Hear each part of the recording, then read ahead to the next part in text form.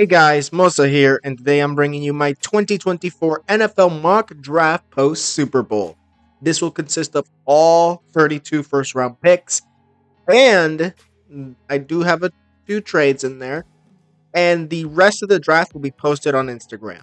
Now, without further ado, let's get started. Now, let's kick it off with first overall pick, which is the Bears trading it off to the Minnesota Vikings as they receive a first round pick of 2024, which is the 11th, a fourth round pick of 2024, which is the 108th, the first rounder and second rounders of the Vikings in 2025, and linebacker Daniel Hunter in return for the first overall pick of 2024.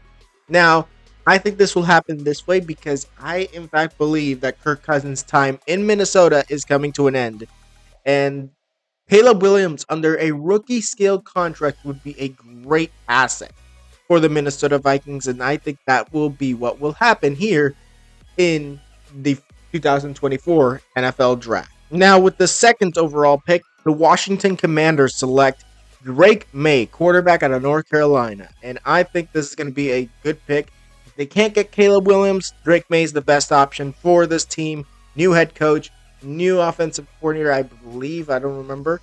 And honestly, this team would get a rookie scale contract for this quarterback. And you got Sam Howell as a backup. You got this team. You have to build this team up, though. So you're going to have to draft this quarterback and then build him up in free agency and the draft. But that does not mean you'll have a Houston Texans type turnaround. Instead, it'll probably be a few years, maybe one or two, if you're lucky, for you to get into the opportunity to get back into the playoffs and potentially go to the Super Bowl. And Drake May is a good start. Now on to the New England Patriots at number 3, with them picking wide receiver Marvin Harrison Jr. out of Ohio State. Now, this is going to be an excellent option for Mac Jones or Bailey Zappi, whoever is the quarterback of the New England Patriots. I would have loved to pick Jaden Daniels, but I think that they're not yet looking for a quarterback. I think that Gerard Mayo is going to be let's be a little iffy on selecting a quarterback in the first round. I think that he might select someone in the later rounds. But I think that Marvin Harrison Jr. would be an excellent option for the New England Patriots at wide receiver under a rookie scale contract. Now, this is what I think will happen, but anything could happen in the end. Now, with the fourth overall pick, the Arizona Cardinals select Rome Odunze, wide receiver, Washington. Now, I think Odunze has done a great job for the Huskies, and I think he'd do the same type of job in Arizona. Now, it all depends. Are the Cardinals really a Super Bowl bound team? No. Are they a playoff bound team? No. But this receiver might help out Kyler Murray in that offense, air it out a little bit more. Like, it's not the same team we saw going to the playoffs. It's not the same team that we saw Kyler Murray dominating on the field. But I think that this will be a great help for Kyler Murray so he doesn't get injured or, well, so he has receivers open, especially since the loss of DeAndre Hopkins. I'm not saying he's a DeAndre Hopkins type player, but he fills the void that DeAndre left. Next, we got the Los Angeles Chargers at number 5, and we got them selecting wide receiver Malik Nabers out of LSU. Nabers is going to be a very, very good wide receiver. Like, now you're thinking, don't they got Keenan Allen? Don't they got Williams there as well? Don't they got these good receivers? Yes, but why not add another one for Justin Herbert to throw downfield? Like, this guy could actually be a great asset for the LA Chargers, and I think that this will be the pick of the Chargers at number 5. If not, offensive lineman is most likely the other option. With the 6th overall pick, we got the New York Football Giants selecting Joe Alt, tackle out of Notre Dame. Now, Joe Alt has been very good for Notre Dame, as I believe he was a blindside blocker. I think he was on the left side. But in the end, you got to protect your quarterback Daniel Jones. If you truly believe Daniel is the future, like if they have gone like, okay, we needed to replace our quarterback, Jaden Daniels. That's what I would have gone for. But since they actually gave a deal to Daniel Jones, I think that it'll be most likely that they'll select an offensive lineman to protect him rather than select a new quarterback to replace him. So I think that this will be the pick, but it might be a mistake by the New York Giants not selecting a new quarterback and sticking with Daniel Jones. Now, with the seventh pick, we got the Tennessee Titans selecting Olumuyiwa Fashawn. I don't think I said that correctly. Then we a tackle. He's a tackle from Penn State. Now, I'm going to call him Olu for short because I'm not saying that huge name again. But Olu has been a very good tackle for the Penn State Nittany Lions. And I think he'd do the same for whether it be Will Levis or whoever is the quarterback there in Tennessee. But in the end, you need to protect your quarterback, and I think protecting Will Levis is the option for the Tennessee Titans here. Moving on to the 8th overall pick. Now with the 8th overall pick, we got quarterback Jaden Daniels out of LSU to the Atlanta Falcons. Now, this is going to be a very good selection for the Falcons. They're going to replace Desmond Ridder, definitely, whether it be through the draft or free agency. But if Daniels falls to 8th, the Falcons are picking him up. That's what I believe. And I think that Jaden Daniels is a good fit for the Atlanta Falcons. And honestly, I think that he'd be very good for the Atlanta Falcons. Not only in a sense in the passing game, but potentially in the rushing game as well. Maybe he could get a few yards, some 10-yard gains, getting first downs that way. Who knows? But in the end, I think that Jaden Daniels, under a rookie scale contract with the Falcons, is a good start for the Falcons to turn their franchise around. Now, moving on to the 9th overall pick, we got Jared Verse out of Florida State edge rusher selected by the Chicago Bears. Now, the Chicago Bears need defense. They need offense. They need to protect Justin Fields because they're keeping him, obviously, after trading the first overall pick. But in the end, I think that first of all, you could go the edge rusher with this pick. And then later in the draft, you never know what could happen. Receiver, tackle, who knows? But for right now, Jared Verse is the best option for the Chicago Bears at this point. Now, moving on to the 10th overall pick, the New York Football Jets select tight end Brock Bowers out of Georgia. Now, you're probably thinking, tight end? 10th overall? Are you kidding me? Yeah, I am. This is going to be the pick the Jets select. I think that even though they need offensive line, I think they can get that later. But right now, tight end Brock Bowers, you get another weapon other than the weapons you already have in Garrett Williams and all that. But now you have a blocking tight end as well. He can also block for you if need be, so Aaron Rodgers won't get his ankle snapped again. But in the end, we need to see what the Jets do because this is obviously post Super Bowl. It might change depending on what happens after free agency and after the combine. Now, with the 11th overall pick, this is via the trade of the Minnesota Vikings. The Chicago Bears select Tylise Fuaga, tackle out of Oregon State. They need offensive line. They need to protect Fields. And as long as they protect Fields, that is the most important thing they need. Otherwise, they would have selected with the 9th overall pick Fuaga and with the first Caleb Williams. But in the end, we know that the Chicago Bears aren't as good as they should be.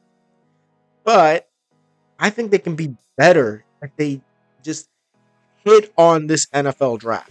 If they can get every player good, A ranking, and then they put it out on the field how good they are, I think that for a matter of fact that the Chicago Bears could actually be a potential rival for a Super Bowl. Now moving on to the 12th overall pick, we got the Denver Broncos selecting cornerback Terrion Arnold out of Alabama. Now, Arnold, very good corner for the Alabama Crimson Tide, and he'll bring the same intensity to Denver.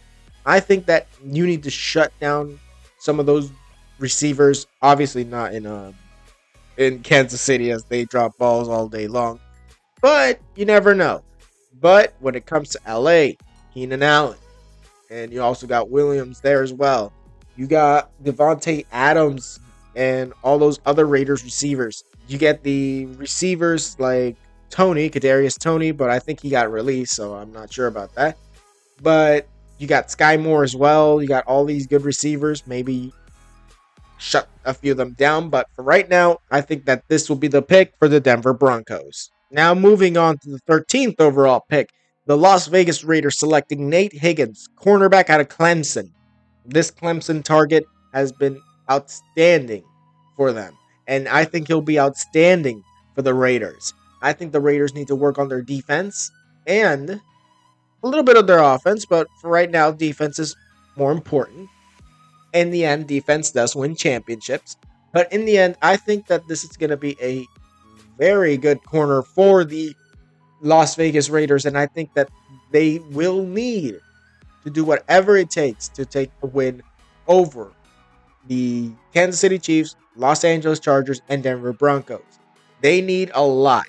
And Antonio Pierce and this Raiders team will do so this offseason and next season. Now, with the 14th overall pick, we got the New Orleans Saints selecting Laitu Latu, edge rusher out of UCLA. Now, I'm going to call him Latu because I don't know if I even said his first name correctly. But Latu has been a very good pass rusher for the UCLA Bruins. And honestly, he's going to be bringing that to New Orleans. I think the Saints need some pass rush. After losing Marcus Davenport, he's in Minnesota. And you got all these other guys that just aren't as good. Like you got, I think Cameron Jordan is still there. I think. I'm not certain. Gotta look that up. But in the end, I think that he'll be an excellent asset for the New Orleans Saints defense as they continue on with the Derek Carr era. Now, with the 15th overall pick, we got cornerback Cooper DeJean, selected by the Indianapolis Colts out of Iowa. Now, this guy, if Nate Higgins was on the board, he'd be the one. But in the end, I think that Cooper DeJean will be the one selected here by the Colts. They need to shut down some receivers back in the AFC South. And I mean, the Texans are on the rise. The Titans might not be on the rise. And then you got the Jaguars, who are a little bit declining. But in the end, any of them will win the AFC South. I keep saying NFC. I get confused with the NFC and AFC Souths.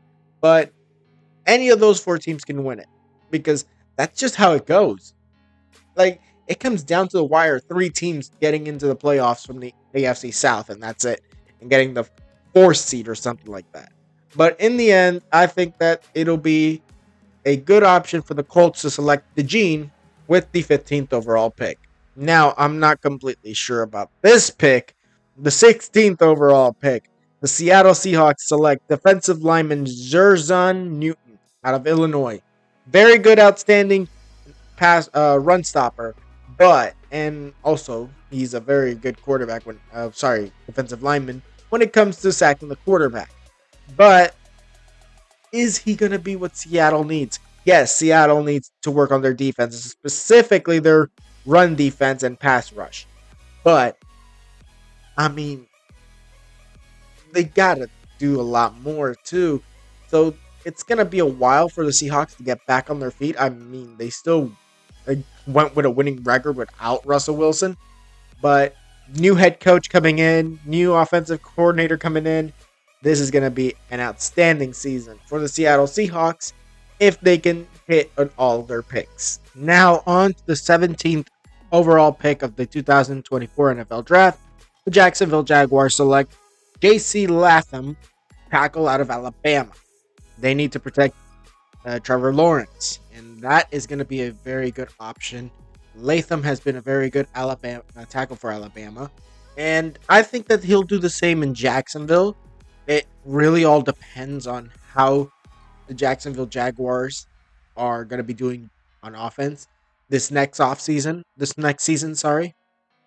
In the end, we're going to be seeing if Trevor Lawrence is going to get injured again or if he's going to be well protected enough for the Jaguars to make a playoff push. Because without Trevor Lawrence, they're not making the playoffs. And this is a very good option to protect their franchise quarterback. Now, on to the 18th overall pick, the Cincinnati Bengals select Brian Thomas Jr., wide receiver, LSU. Now, when it comes down to it, LSU wide receiver Brian Thomas is going to be the best option for the Bengals, especially if their receivers start leaving en masse, and that is going to hurt them a lot. But Brian Thomas will be a more of a band-aid on the receiving core of the Cincinnati Bengals, but he is a very good receiver in regardless. Like Keon Coleman would be my other selection if they had not gone with Brian Thomas, but there was no way that they weren't going to select a receiver in the first round of this draft. Now, moving on to the Los Angeles Rams, taking 19th overall, Dallas Turner, edge rusher out of Alabama. Now, I mean, they do still got Aaron Donald, but for how long? Dude's already got his Super Bowl. The dude's already been one of the best defensive players of the league and a potential future Hall of Famer. Like, they need to prepare for the possibility that he retires. And I think edge rusher Dallas Turner would be an excellent option for the Los Angeles Rams to work on that. They've already got some good receivers. Like, you got Puka Nacua, Cooper Kupp. You got some okay tight ends. You got a good running back. And you got Matthew Stafford if he doesn't retire. But if he does retire, you got Stetson Bennett behind him. But is Stetson Bennett going to be as good? And probably not. But in the end, I think Dallas Turner is the best option for the LA Rams with the 19th overall pick. Now, moving on to the 20th overall pick, we got the Pittsburgh Steelers selecting Kool-Aid McKinnister, cornerback out of Alabama. Now, the Steelers need to work on their defense. They got a relatively good offense, but their defense is what's mostly bringing them down. I think that they need some new corners. I think they need some new defensive linemen. But right now, let's get on with the cornerbacks because the safeties and basically the entire secondary, except for of course Minkah Fitzpatrick. Other than that, they need to revamp that defense so that they can actually stop the opposing offense of the Ravens, Bengals, and Browns. And I think that this is going to be a very good option for the Pittsburgh Steelers. But in the end, it might just be a band-aid on a very, very deep wound. With the 21st overall pick, the Miami Dolphins select Amarius Means. Amarius. I probably said that wrong both times. But he's a tackle from Georgia, and I think that he'll be the one here because you need to protect Tua. He's your franchise quarterback. You need to protect him at all costs. And why not start with a tackle from Georgia? And I think that this guy is very good. Otherwise, I would have gone for Troy Fanatu or someone else. But for right now, I think that Mims is the best option to keep Tua upright and keep him from getting injured. And that's what they need, the Miami Dolphins need, in order to keep their team in the playoff push. And they need to also revamp that offense because why is Tua throwing dunks and just short passes? Like, really, just try when you need to be, throw it downfield. And I think that protecting Tua might help with that. Now, on to the 22nd overall pick. The Philadelphia Eagles select Troy Fanatu, tackle out of Washington. Now, when it comes down to it, the Eagles also, just like the Dolphins, need to protect Justin Fields. Now, Fields has not been that much of an injured player, but still need to protect that quarterback. And why not, after your star center, the future Hall of Famer, Jason Kelce, retired. Now, I know he's a tackle, but I mean, you could still move a guard to center, draft a new guard, or sign a new guard, or sign a new center, and then you can potentially move that other tackle you have potentially to guard. But it all really depends on what the Eagles do. It really all depends. But I think Troy Fanatu would be the best pick for the Eagles at 22 overall. Now moving on to the 23rd overall pick, the Houston Texans select Keon Coleman, wide receiver, Florida State. Now, I'm thinking that they need some more wide receivers. I already know they have good wide receivers already, and even a rookie, Tank Dell, this year. But I think they should add more. I think give more weapons to CJ Stroud. I was about to say Justin Fields for some reason, but CJ Stroud. But in the end, like, why not give your quarterback more weapons? I know you need to fix up the defense, but like really, you've got a potential playoff bound quarterback and potentially super bound quarterback in CJ Stroud. He obviously, I believe, should have been the first overall pick for the Carolina Panthers. He wasn't, and now the Panthers are paying for it, while the Texans are going to be selecting this guy to give their franchise quarterback more weapons. Now on to the 24th overall pick, the Dallas Cowboys select Quinyon Mitchell, cornerback out of Toledo. Now, I think that yes, they do have some good cornerbacks, especially that one corner that I forgot his name, but I mean, he's very good. Came in for an injured corner this season, but I think that they should add more.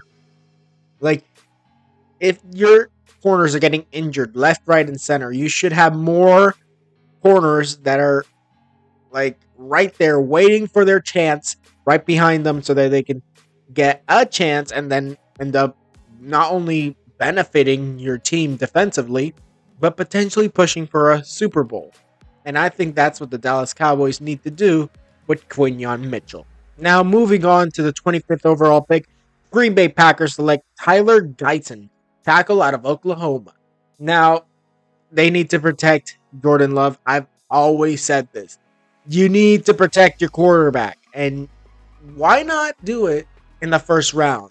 Like, yeah, I also do know that you need some weapons on offense, some defensive players, but I think Guyton will be the one selected here. Otherwise, I would have probably taken Byron Murphy, Braylon Trice, or even Troy Franklin with this pick. But I think that this is going to be a pick that the Green Bay Packers are not going to waste on someone other than an offensive lineman. Now, with the 26th overall pick, the Tampa Bay Buccaneers select Demonian Robinson, the edge rusher out of Penn State. Now, when it comes down to it, they need defense. And start with a pass rusher. I think that this will be an excellent option for the Bucs this season.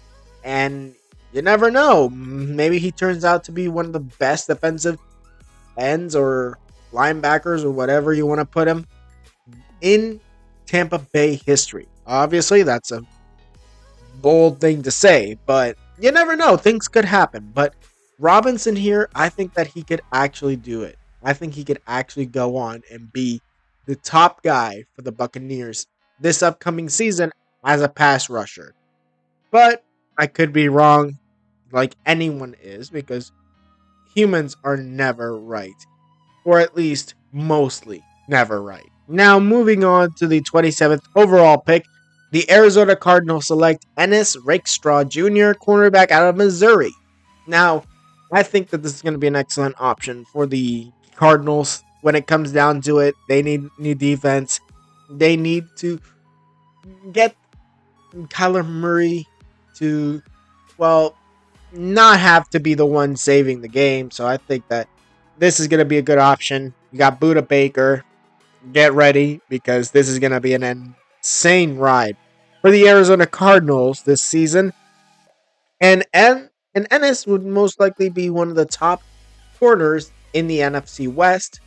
If not, maybe number 3 or 2 or 4. Now with the 28th overall pick, the Buffalo Bills select Byron Murphy, defensive lineman out of Texas. Now, when it comes down to it, I think Murphy will be an excellent option for the Bills. If not, I think that we'll be seeing a lot more of Byron potentially slipping into the second round, depending on how free agency and the combine happens. But in the end, I think that Byron Murphy will be an excellent option for the Buffalo Bills. But you've also got to watch out, because if Byron Murphy ends up being selected in the lower part of the first round and then turns out to be a star, then those teams that needed defensive line are going to regret it. Now, with the 29th overall pick, the Detroit Lions select Braylon Trice, edge rusher out of Washington. Now, Braylon has been a very good edge rusher for the Huskies, and I think he'll do the same. Uh, like, if you put him and Aiden Hutchinson on the edge rushers, oh my God, that is going to be insane. And I think Dan Campbell is the kind of guy to do so. I think Dan Campbell will be taking Braylon Trice with the 29th overall pick to not only just make his defense better, but to make his pass rushing demons even better than before. Now, moving on to the Baltimore Ravens, selecting Troy Franklin, wide receiver out of Oregon, with the 30th overall pick. Now, when it comes down to it, I think that Troy Franklin will be a player that, well, when it comes down to it, I think that he'll be the one that really pops off. You got Rashad Bateman, you got OBJ, you got other receivers out there in Baltimore. Why not draft another for Lamar Jackson? And I think Troy Franklin would be the best option at this point to select with the 30th overall pick. Now, with the 31st overall pick, the defending NFC champion San Francisco 49ers select Jackson Powers Johnson, offensive guard. I think he's a guard, if I'm not mistaken, either guard or center. I don't remember. Out of Oregon. Now, we obviously know that protecting Brock Purdy or whoever is behind that offensive line is going to be crucial. And Powers Johnson is going to be one of the best offensive linemen to select at this point. And realistically, they just don't need as much. Like, they had their chance. If they lose players, and if they do not gain new players that to replace them, I think that the 49ers might be out the playoffs next season. It all really depends on what happens this offseason. And I think Powers Johnson would be an excellent option for the San Francisco 49ers. And with the final pick, the defending Super Bowl back-to-back champions Kansas City Chiefs select tackle Jordan Morgan out of Arizona. I mean, do they really need to upgrade this team? Yeah, they do a little bit. Offensive tackle would be a very good option for protecting Patrick Mahomes, but I really don't see any other pick the Chiefs would pick here. Like, it's like the other, I think it was the draft where they drafted Clyde Edwards-Helaire with the final pick. I'm not certain, but they selected Clyde Edwards-Helaire because they didn't have any other needs. Like, dude, we're going to the playoffs anyway. We're going to the AFC Championship anyway. We're going to the Super Bowl. It's kind of the same situation for me right now. And I think Jordan Morgan will most likely be the pick for the Kansas City Chiefs. Now, that was it for this video. Tell me what you guys think in the comments below. Who would you have picked from 1st to 32nd in the first round of the NFL Draft? Tell me what you guys think in the comments below. Now, like this video if you liked it, subscribe, and hit the notification if you want more videos. So, see you guys next time.